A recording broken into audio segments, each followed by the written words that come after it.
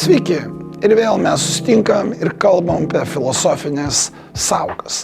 Šiandieną 17 šiuolaikinės filosofijos sąvoka – direktyvaus skirtingumo suvokimo gnosiologinė koncepcija. Apie ką jin kalba? Kalba apie tai, kad mes privalome skirtingai suprasti pasaulį. Tai yra valios ir proto pagalba, ieškoti kitokio supratimo, realiai egzistuojančių sąvokų, faktų ir kažkokių objektų arba reiškinių. Tame skirtume nėra sąmoningo melo elementų, čia labai svarbu.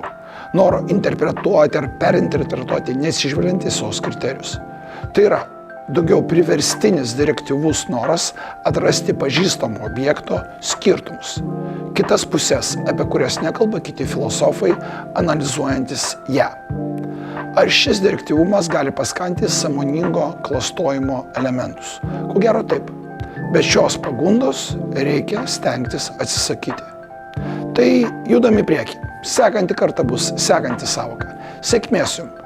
Bandykim suvokti pasaulį kitaip.